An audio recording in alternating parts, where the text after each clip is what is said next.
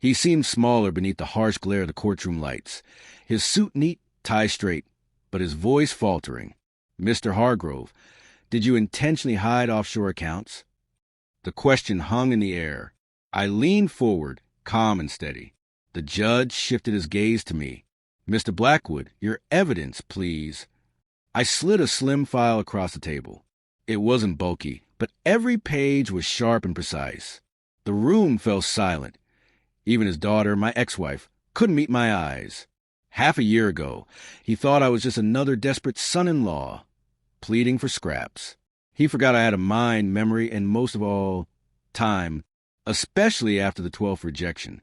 That night, the office was nearly empty and dim. Everyone had left. I stayed late again because he'd promised we'd talk. Just numbers, nothing personal. I watched from my desk as the janitor emptied my trash, and I stared down the promotion list. My name was missing. Again. "Maybe next quarter," he'd said with a patronizing grin, as if I should be grateful for breath I was allowed to take.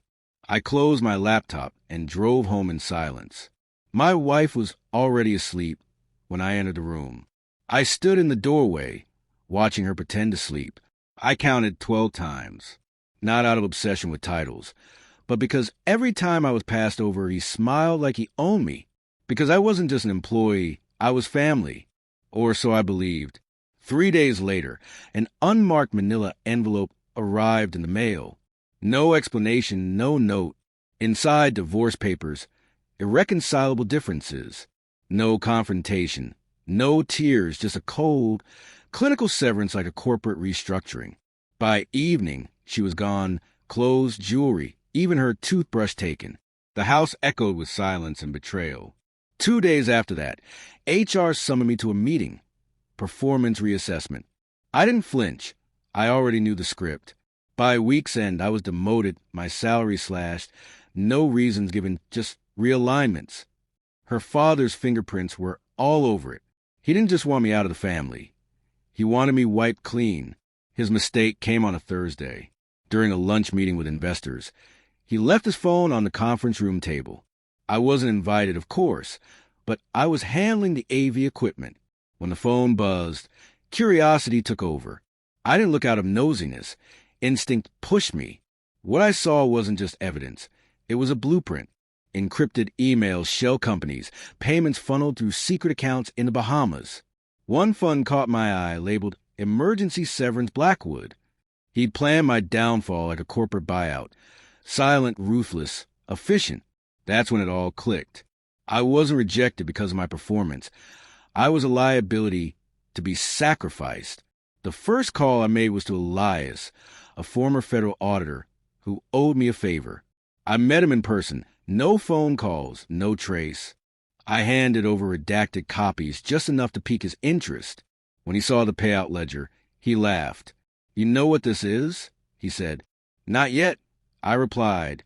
"This is how they bury whistleblowers before the whistle even blows." He agreed to help. Next, I cleaned house quietly, selling assets, closing accounts, transferring everything into a trust. I burned every bridge but kept a calm face during Monday meetings. Then I began gathering every file, every transaction, every lie. By the time they noticed I was leaving, I was already gone. They assumed I had vanished, moved on. Let them think that. 6 months later, the SEC received an anonymous package. The judge's voice cut through the courtroom. "Mr. Blackwood, please summarize your findings." I spoke clearly, confidently. My investigation uncovered falsified quarterly reports, hidden assets, and multiple instances of employee targeting, including myself. The courtroom shifted. My ex-wife sat frozen behind her father. I didn't look at her. Her silence said it all. One by one, I laid out the trail.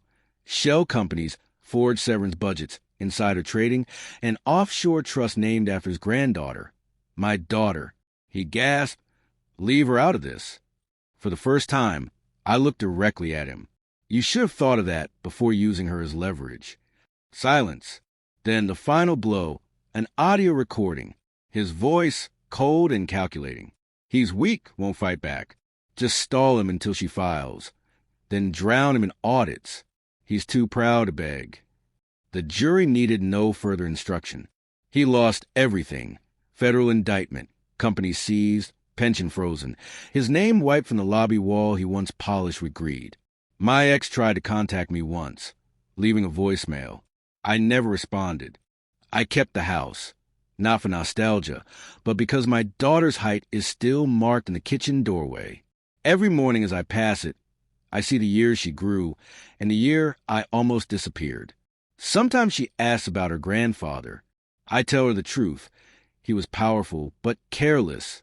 She asks if I miss him. I say no, but I remember, and that is enough.